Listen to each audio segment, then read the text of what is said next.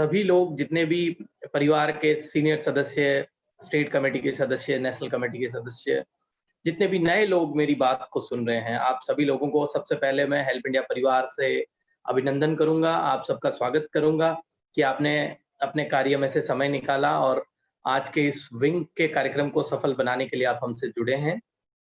सभी लोग एक बार जय माँ भारती का कमेंट करेंगे तो मुझे समझ में आ जाएगा सभी लोग मेरी आवाज़ को सुन पा रहे हैं और सभी लोग इस सेशन को सीरियसली अगले जो भी जितना भी समय हम एक साथ गुजारेंगे, आप लेंगे और मैं निश्चित रूप से आपके साथ ये कमिटमेंट करता हूँ कि ये जो टाइम आप देंगे, ये आपके जीवन में आप सबको आगे ले जाने में एक स्टेप रहेगा। सभी दोस्तों को लिखना है जय माँ भारती।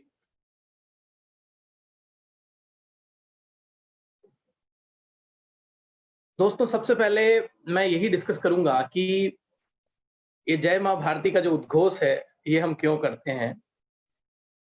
नॉर्मली इंसान जो है वो हर इंसान उसका एक सॉफ्ट कॉर्नर होता है और हमारा भी ऑफ कोर्स एक सॉफ्ट कॉर्नर है, हर इंसान का है और वो उस सॉफ्ट कॉर्नर पे बहुत बेस्ड होता है कि वो व्यक्ति जिसके ऊपर वो जिसको भरोसा है, वो व्यक्ति जब भी वो प्रॉब्लम में आएगा, वो व्यक्ति उसे बचाएगा।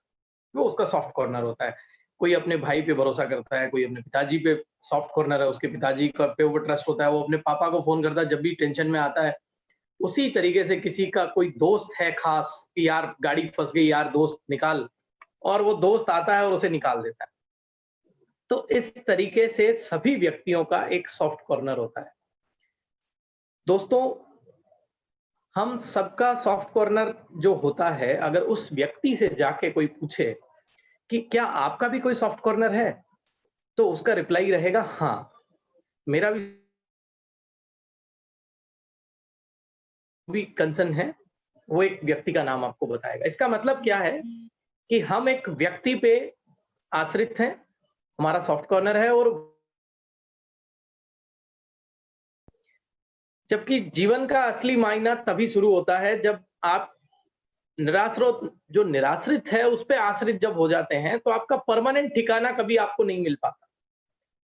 तो इंसान को जब हमने हेल्प इंडिया परिवार की शुरुआत करी, तो हम ये चाहते थे कि जो हम डिपेंड हो रहे हैं जिस पर्सन पे और वो पर्सन भी किसी न किसी पे डिपेंड है। बेटर है कि हम क्यों ना जिस प्रकृति में पैदा हुए हैं, इस प्रकृति को ही माँ मान ले और अगर हम भारत की धरा पे पैदा हुए हैं सभी लोग, तो माँ भारती हमारी सच्ची माँ है, हमारा केयर करने वाली है और उसी को क्यों ना सर्वस्व मान लिया जाए।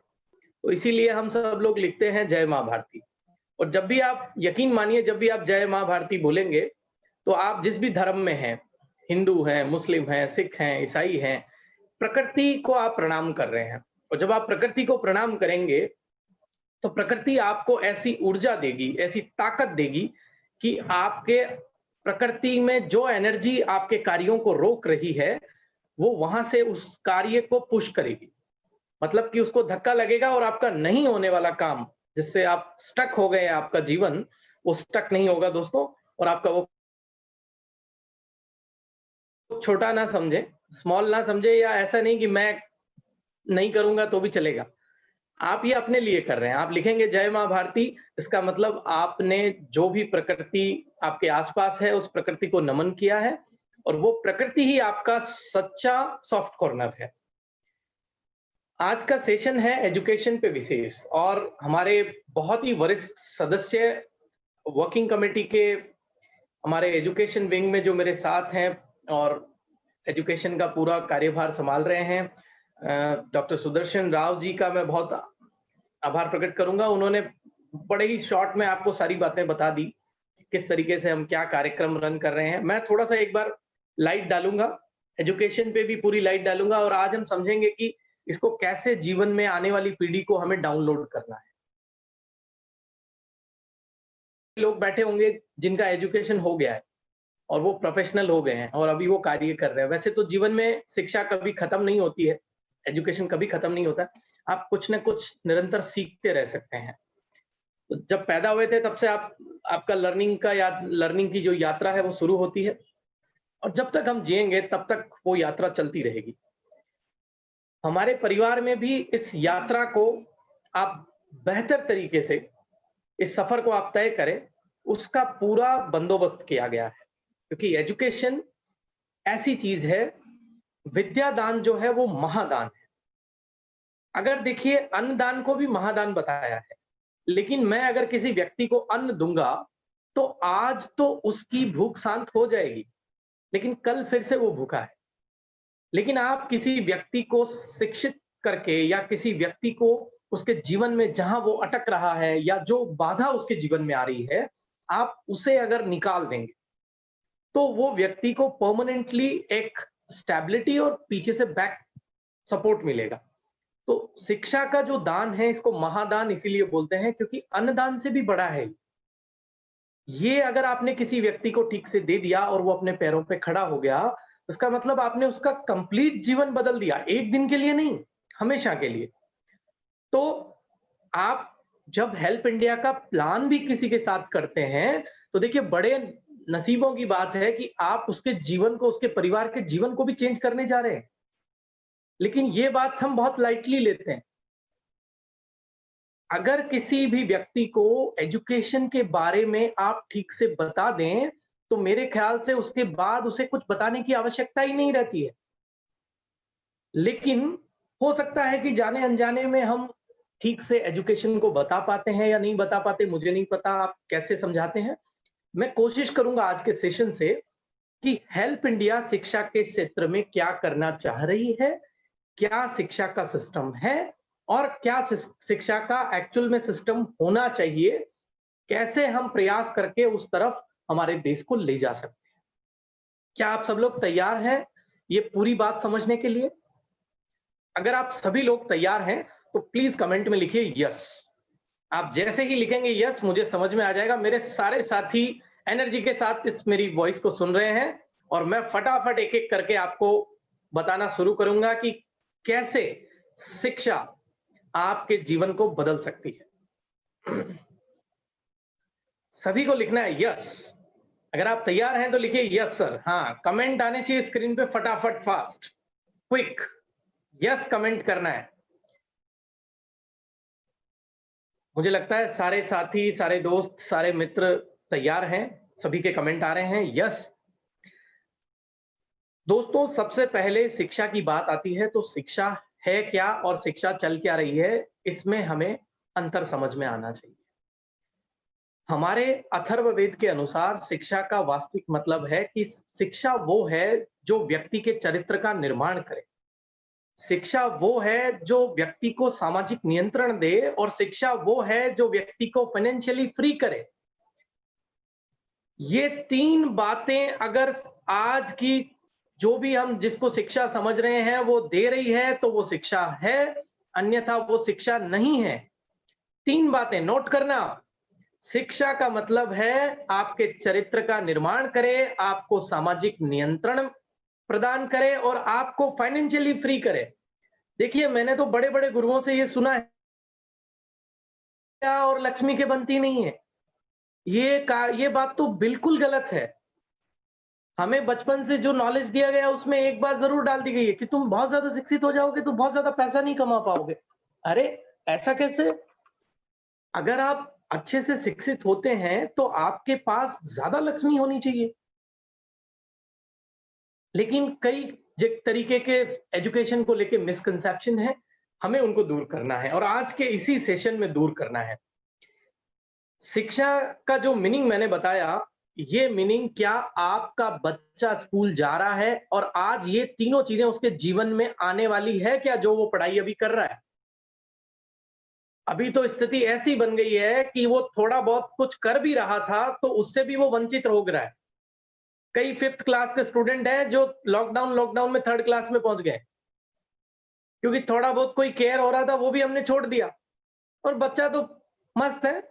मेरे ख्याल से बच्चे ही इस देश के सच्चे सिपाही हैं जो मोदी जी की बात मान रहे हैं या देश के जो वरिष्ठ लोग जो बता रहे हैं अंदर रहना है, घर में रहना है, खोलना नहीं है, वो उनको फॉलो कर रहे हैं। एक बच्चे ने मुझे आके बोला, "सर हम हैं देश के सच्चे सिपाही।" मैं बोला, "हाउ?" बोले, "व्यापारी बोल रहा है दुकान खोलो, फैक्ट्री वाला बोल रहा है फैक्ट्री खोलो। हम ही लोग ऐसे हैं जो बोल रहे हैं स्कूल मत खोलो।" मतलब कि बच्चे बहुत लॉकडाउन का पालन कर रहे हैं तबीयत से, लेकिन उससे एक माइनस भी है। माइनस ये है कि उनका जो लर्निंग का कर्व था, वो बैक चलना स्टार्ट हो गया है। क्योंकि हमें पता है ना, जितना भी आप पढ़ते हैं, अगले 48 घंटों में आप उसका 90% भूल जाते हैं। क्योंकि जितना आप पढ़ते हैं, वो आपकी टेम्परेरी मेमोरी में जाता है और वो फिर से फॉरगेटिंग साइकिल जब चलता है मेमोरी में, तो वो सारी बातें निकल जाती हैं। तो हम ये चाह रहे हैं कि हेल्प इंडिया परिवार से जो शिक्षा का वास्तविक वर्ल्ड क्लास स्वरूप है, दोस्तों वो भारत के अंतिम छोर तक, अंतिम बच्चे तक वो शिक्षा पहुंचे। तो अभी ये सवाल खड़ा होता है कि सर वो शिक्षा का वास्तविक रूप क्या है? मैंने वास्तविक स्वरूप है जो 3 चीजें आपके बच्चे को दे। क्या-क्या? चरित्र निर्माण, दूसरा सामाजिक नियंत्रण और तीसरा फाइनेंशियल फ्री करे। अगर हमारे बच्चे को ये तीनों चीजें मिल रही है, इसका मतलब बच्चा शिक्षित हो रहा है। अब ये तीनों चीजें आज की शिक्षा में मिसिंग इसलिए है क्योंकि आज की शिक्षा में कुछ स्कूल, कुछ नहीं, मोस्टली स्कूल ये कर रही है कि वो लिटरेसी स्किल को लेके बच्चों को ट्रेन कर रही है। मतलब पढ़ने और लिखने का अच्छा ज्ञान दे रही है। कुछ स्कूल है ऐसी देश में जो स्पोर्ट्स के ऊपर काम करती है, तो स्पोर्ट्स स्किल भी ठीक है, वो उसके भी ऊपर काम होता है थोड़ा बहुत। और कुछ स्कूल ऐसी है, या कुछ स्कूल नहीं बोलूंगा, मिनिस्ट्री बोल देता हूँ। मिनिस्ट्री ने ये ख्याल किया है कि वोकेशनल स्किल भी ठीक होनी चाहिए ताकि कम से कम नौकरी तो मिले, बेरोजगार ना रहे पढ़ा लिखा आदमी। तो वोकेशनल को लेके 2015 से कई सारे प्रोग्राम चलाए जा रहे हैं।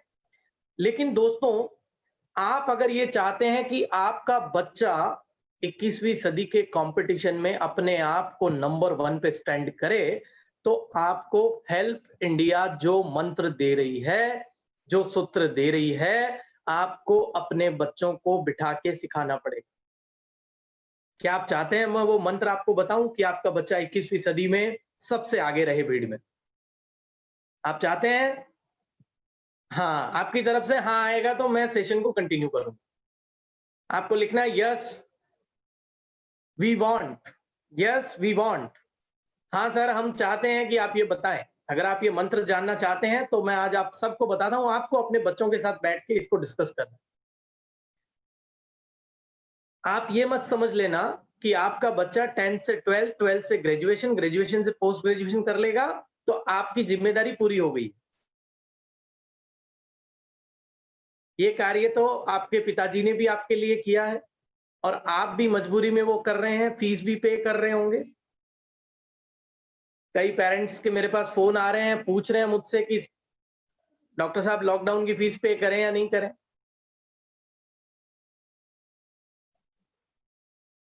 तो हम एजुकेशन को एज़ अ फॉर्मेलिटी ड्राइव करते हैं।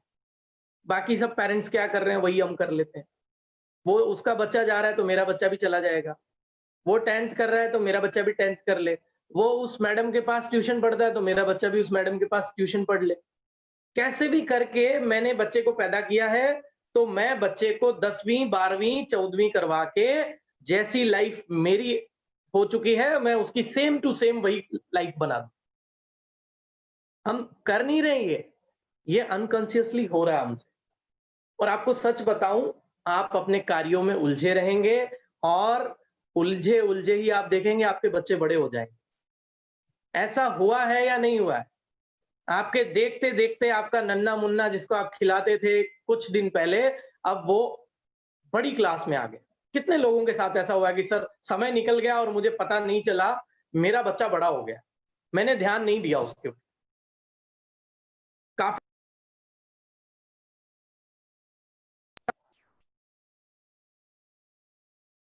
काफ़ी लोगों के साथ यही वाक़या होता है। और मेरा वॉइस आ रहा है ना clearly? Yes sir. Okay, okay. Thank you.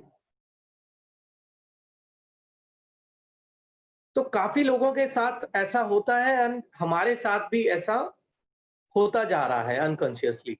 लेकिन दोस्तों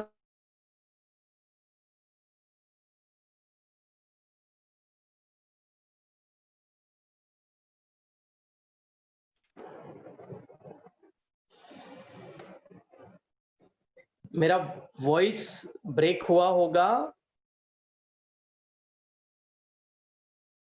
मेरा वॉइस ब्रेक हुआ होगा। थोड़ा सा। हाँ, क्योंकि कुछ पेरेंट्स अभी भी मुझे कॉल कर रहे हैं कि कैसे करना है, क्या करना है। मैं उन्हें बता रहा हूँ कि भाई इस सिचुएशन में आप ये करिए।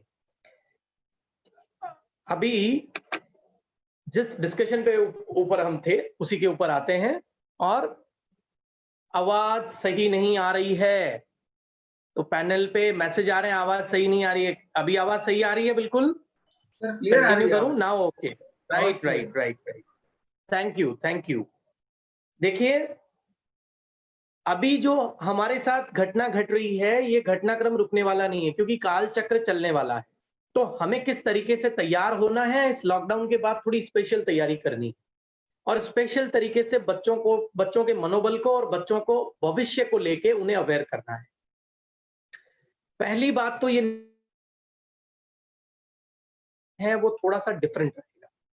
आप ये बिल्कुल मत समझिए कि आपका बच्चा स्कूल जाके आ गया और आपकी ज़िम्मेदारी पूरी हो गई। आप बहुत गलत कर रहे हैं। आपको वास्तव में करना क्या है वो समझिए। अगर वो स्कूल जाके 70% भी ला रहा है, 60% भी ला रहा है और एक बच्चा स्कूल जाके 98% भी ला रहा है, मैंने ये मेरे सामने होते देखा है कि 70% वाले बच्चे के कंपनी में ही वो 90% वाला बच्चा जॉब कर रहा है। तो इसका मतलब 98% का वैल्यू नहीं है। वो तो कोई भी थोड़ा-सा रट के, क्योंकि मेमोरी बेस्ड है हमारा पूरा सिलेबस। कोई भी एग्जाम को क्रैक करना है, मेमोरी बेस्ड है। जिसकी थोड़ी-सी ईश्वर ने ठीक-ठाक मेमोरी दी है, वो रट-रटा के रट्टू तोते की तरह एग्जाम में लिख के आ जाते हैं। कोई छोटा-मोटा परीक्षा पास भी कर लेंगे मान लो, लेकिन उससे जीवन की लड़ाई लड़ना संभव नहीं है। अगर उन्हें आप वास्तव में जीवन में सफल बनाना चाहते हैं, आपको ये समझना पड़ेगा कि शिक्षा का मेन कोर स्तंभ क्या है, और शिक्षा के कोर स्तंभ है शिक्षा की 8 कोर स्किल। वो 8 कोर स्किल आपके बच्चे को ठीक से मिले और उसकी उम्र के आधार पे जो ज़रूरी शिक्षा है, जैसे 25 साल तक फिजिकल एजुकेशन, 25 से 50 में मेंटल एजुकेशन, 50 से 75 में इंटेलेक्चुअल और 75 के बाद में स्पिरिचुअल एजुकेशन का जो ज्ञान है वो कायदे से होना चाहिए। लेकिन हम अभी क्या कर रहे हैं, हम 50 साल के बाद मैं देख रहा हूँ कई लोगों को फिजिकल ट्रेनिंग उन्होंने लिया नहीं, तो वो 50 के बाद लड़खड़ा जाते हैं। फिजिकली जो चीजें उन्हें समझनी चाहिए थी नहीं समझी उन्होंने, और उसका खामियाजा उन्हें भुगतना पड़ता है। मेंटल एजुकेशन की जो उम्र है उसमें हम कोई और एजुकेशन ले लेते हैं। कई लोगों को मैंने देखा है कि वो मेंटल एजुकेशन के टाइम में स्पिरिचुअली ज्यादा हो जाते हैं। स्पिरिचुअल ज्यादा हो गए तो आप ज्ञानी बाबा तो बनेंगे, लेकिन पैसे नहीं रहेंगे पास में। सच में 25 से 50 की उम्र क्या है? अर्थ उपार्जन की उम्र भी तो है ये। तो आपको कायदे से पूरा उतर जाना है अर्थ कमाने के लिए। चूकना नहीं है, बचना नहीं है। पूरा कमाइए जितना कमाना है। लेकिन आपको उस समय कौन-सी शिक्षा के लेवल को बढ़ाना है? मेंटल शिक्षा के लेवल को।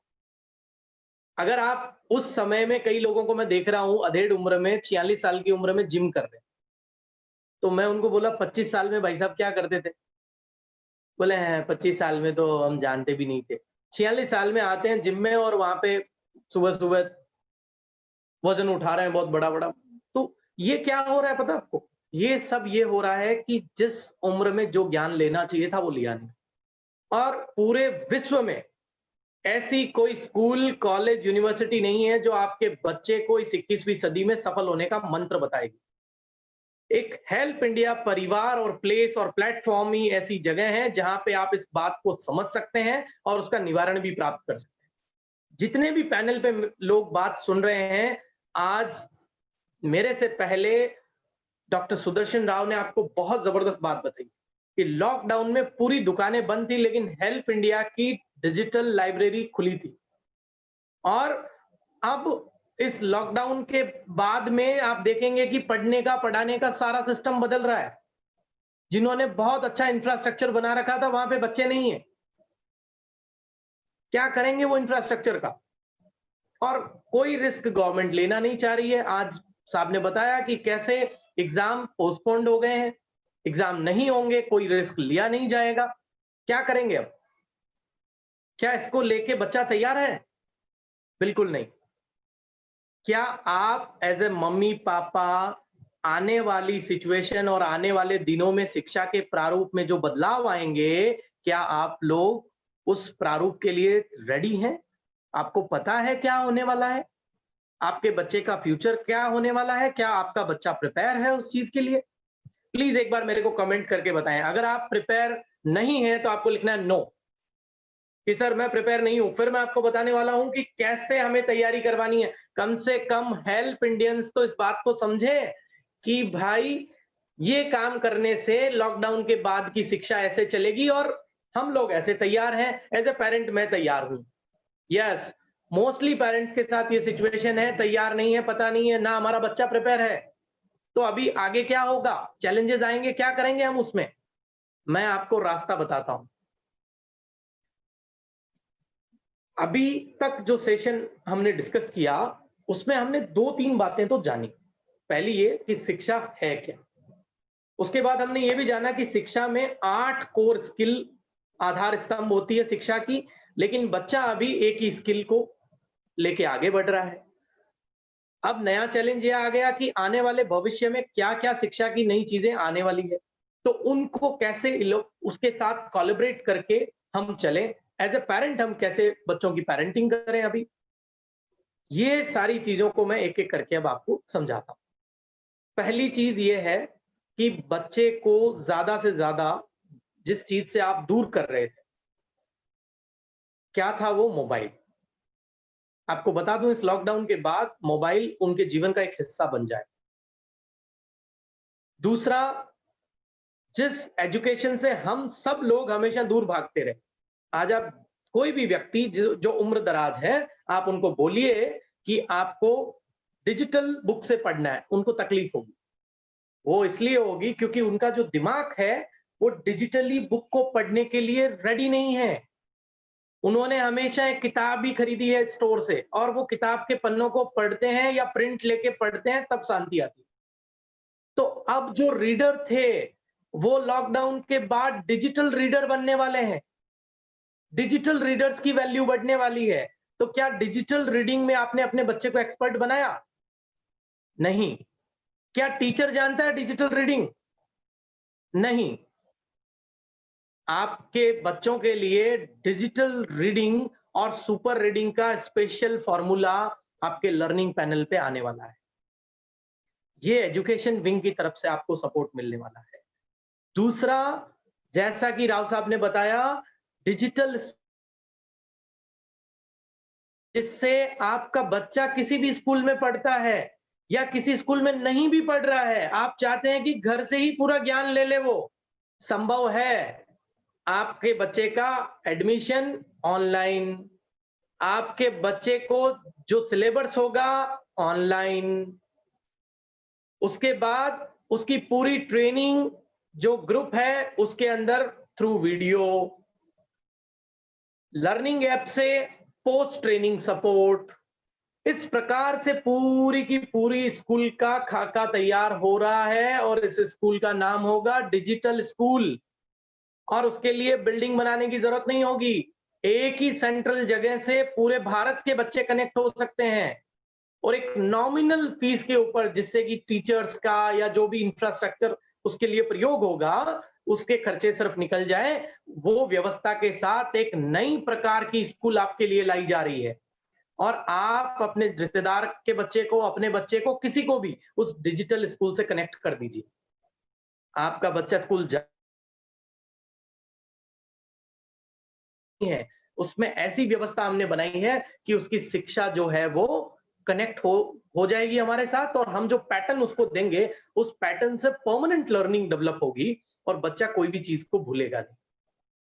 कैसे उसको डिजिटली पढ़ना है, उसके लिए जो ऐप रिक्वायर्ड है, उसके लिए जो तरीके चाहिए उसको, वो सारे हमने तैयार कर लिए। तो मैं चाहूंगा कि ये जो एजुकेशन का आज का सेशन है, मेरे ख्याल से कई भाई लोग दूसरे कामों में व्यस्त होंगे। आप उन्हें बता देना क्या कि आज का सेशन छोड़ दिया बेटा, ये बहुत बड़ी गलती करी। अगर शिक्षा के बारे में जानकारी नहीं है, तो आने वाली सदी में बच्चे को नहीं पढ़ा पाओगे। क्योंकि आने वाले बच्चे अपने बाप हैं, 21वीं सदी के बच्चे हैं वो। और वो मोबाइल जो हमें फर्स्ट ईयर में या फाइनल ईयर में हमारे पिताजी ने दिलाया था, आपको उनको छोटी-सी नन्ही-सी उम्र में देना पड़ेगा। आपने देखा होगा हमारी डिजिटल स्कूल में नन्हे-नन्हे बच्चे अपने वीडियोज़ के माध्यम से अपने दोस्तों को पढ़ा रहे हैं। कुछ वीडियो मैं पंकज जी से अनुरोध करूँगा कि वो आपको प्ले करके भी दिखाएँगे, जो आज सेशन के होस्ट हैं। और डिजिटल लाइब्रेरी का निर्माण भी इसी वजह से किया गया है कि आप चाहते हैं कि कोई सब्जेक्ट में आपकी एक्सपर्टीज़ आए, तो उस सब्जेक्ट की एक्सपर्टीज़ को लाने के लिए मिनिमम 20 घंटे चाहिए और मैक्सिमम 200 घंटे, 300 घंटे, 500 घंटे भी लग सकते हैं, एक सब्जेक्ट को स्पेशलाइज़ करने के लिए। बेसिक लर्निंग के लिए 20 घंटे चाहिए एक इंसान को। तो वो वर्ल्ड के टॉप सेलर या टॉप राइटर जिन्होंने उस सब्जेक्ट के बारे में संपूर्ण ज्ञान दिया है, बेसिक से लेके एडवांस तक, उनको क्रमबद्ध तरीके से डिजिटल लाइब्रेरी में सजा दिया जाए।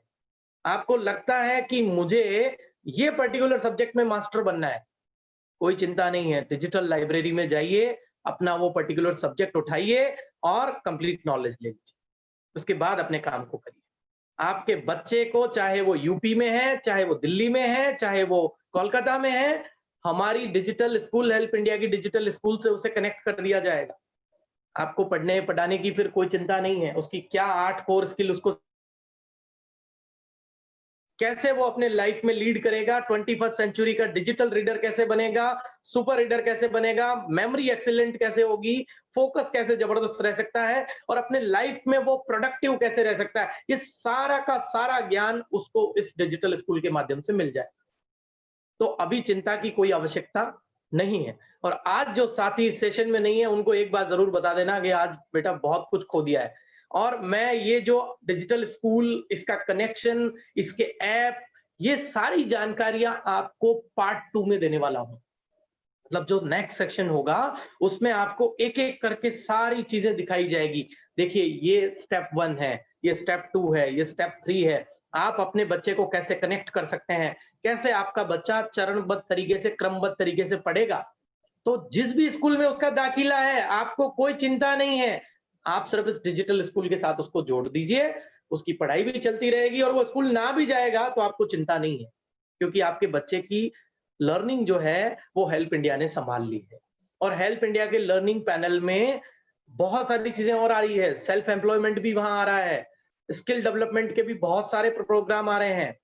ये सारी बातें भी आज के सेशन में है, लेकिन शिक्षा को लेके इतना सब कुछ है कि आपको क्या-क्या बताएँ एक सेशन में। हमारा जो मतलब मैं समझाने के लिए समय कम पड़ रहा है। लेकिन आज के सेशन को हम ज़रूर समराइज़ करते हैं। आज के सेशन में हमने जो 2-3 बातें समझी है, ये बहुत इम्पोर्टेंट है। लॉकडाउन से पहले, लॉकडाउन के बाद स्कूलों का प्रारूप बदल रहा है। अब डिजिटल स्कूल आने वाले हैं, डिजिटल रीडर ज़िंदा रहने वाले हैं, सुपर रीडर चलने वाले हैं, मेमोरी जो है सुपर मेमोरी जिनकी रहेगी वो लोग आगे बढ़ने वाले हैं और पर्सनल एक्सीलेंट बनना बहुत ज़रूरी है बच्चे का। मार्क्स कोई वैल्यू नहीं रखेंगे, तो पर्सनल एक्सीलेंट बनाने के लिए कम उम्र में ऐसा कौन-सा ज्ञान, वर्ड की आप गूगल करेंगे तो टॉप 10 फ़ील्ड दिखेगी आपको, जो 21वीं सदी में टॉप 10 में रहने वाली है। मेटा स्किल भी उनमें से एक है। और ये सारे के सारी चीज़ों में आपका बच्चा पूरी क्राउड में नंबर 1 पे रहे, ये कैसे संभव होगा उसके लिए हम यहाँ से प्रयास करेंगे। और जितने भी पैनलिस्ट मेरे साथ या एजुकेशन विंग में जो एजुकेशनिस्ट मेरे साथ हैं, मैं आप सभी का सहयोग लेते हुए, आप सभी के साथ इस कार्यक्रम को हम लोग पूरे भारत के लिए आगे बढ़ाएँगे। तो मैं आप सब लोगों को एक चीज़ बता देता हूँ, आने वाले समय में आपको एजुकेशन को लेके कोई चिंता नहीं है, लेकिन जो लर्निंग पैनल आपको मिला है, उस लर्निंग पैनल में जो-जो चीज़ें हैं, उनको एक-एक करके समझना है और अपने दोस्तों को, अपने साथियों को, सबको बताना है। हमारा जो प्रिवेंटिव हेल्थ का प्रोग्राम है, उसकी पढ़ाई भी तो हमारे लर्निंग पैनल से ही होने वाली है। जो डीएमआईटी है, डीएमआईटी भी तो किसका पार्ट है? एजुकेशन का ही एक पार्ट है। और अभी तो ये शुरुआत है दोस्तों। एजुकेशन का ए फॉर एप्पल से लेके यूनिवर्सिटी लेवल तक के जितनी भी पढ़ाई है, उस पूरी पढ़ाई को आपको एक ही पैनल से वन स्टॉप सॉल्यूशन यहाँ से दे दी जाएगी। और कोविड के बाद पेरेंट्स को कैसे तैयार रहना है, कैसे उनको बच्चों के साथ डील करना है, इसको लेके भी स्पेशल चीजें आपको मैं अगले सेशन में बताऊंगा, एक-एक करके सारी चीजें। तो आज के जितना भी समय हमें मिला, क्योंकि हमारे पास समय शॉर्ट है और मेरे पास बोलने को बहुत ज्यादा चीजें हैं, तो आज सिर्फ आप इतना सा समझ लीजिए कि हेल्प इंडिया डिजिटल स्कूल ले आया है। दूसरा ये समझ लीजिए कि लॉकडाउन के बाद बच्चों के साथ एजुकेशन को लेके सिचुएशन बदल गई है। और तीसरा, बच्चे को 21वीं सदी में आगे रखने के लिए कुछ पैटर्न अलग हैं। तो आप जो पुराने तरीके से जैसे आप पढ़े हैं ना, वैसे अपने बच्चे को पढ़ाने का प्रयास मत करिए। आप ये चाह रहे हैं कि 10वीं 12वीं ग्रेजुएशन करा के मेरी ज़िम्मेदारी, मेरा बोझ उतारूँ, ऐसा बिल्कुल मत करिए। कैसे करना है, उसका संपूर्ण तरीका, फॉर्मेट हम आपके सामने प्रस्तुत करने वाले हैं। जितने भी दोस्त आपके साथी हैं, आप उनको बोल देना, अगले एजुकेशन के सेशन में मिस ना करें। तो आज जो 2 नई चीज़ें हमने डिस्कस करी, डिजिटल लाइब्रेरी, एक बार पैनल पे जाके सभी लोग लॉगिन करके ज़रूर देखना, वो लाइब्रेरी कैसी है। अभी अपडेशन चालू है, लेकिन आपको बहुत चीज़ें वहाँ पे मिलेगी। दूसरा, आपको डिजिटल स्कूल, तो डिजिटल स्कूल कैसे रन होती है, उसका पैटर्न मैंने आपको थोड़ा बताया, लेकिन इसके स्टेप और इसमें कैसे आपका बच्चा एनरोल हो सकता है, वो बातें आपके साथ शेयर करेंगे अगले सेशन में। और लॉकडाउन के बाद पेरेंटिंग कैसे करना है, वो बातें भी मैं आपसे शेयर करने वाला हूँ, ताकि बच्चा आपका कहना माने। अभी प्रॉब्लम ये है कि मम्मी-पापा को छोड़ के पड़ोसी का कहना मान लेता है, सिर्फ मम्मी-पापा का ही नहीं मानता है। तो वो कैसे आपका कहना मानेगा, कैसे वो आप जैसे चाहते हैं वैसे ही मोल्ड होगा, ये सारी टिप्स भी मैं आपको देने वाला हूँ। तो मैं चाहता हूँ आज के सेशन को, जो आज की 2 नई चीज़ें हैं, उसी के साथ, उसी नॉलेज के साथ सम अप करते हैं और बच्चे की real education, world class education बच्चे की हो, उसके लिए आपके परिवार ने पूरी व्यवस्था बना दी है। तो जय हिंद, जय माँ भारती। और अगले सेशन में एक शानदार और जानदार तरीके से नए डिस्कशन के साथ, जो मैंने आज बताए, स्कूल में कैसे एनरोल होंगे, 21वीं सदी में पेरेंटिंग कैसे करनी है बच्चे की, और लॉकडाउन के बाद पढ़ाई के रूप कैसे बदलने वाले हैं, ये सारी बातें डिस्कस करेंगे। Thank you so much.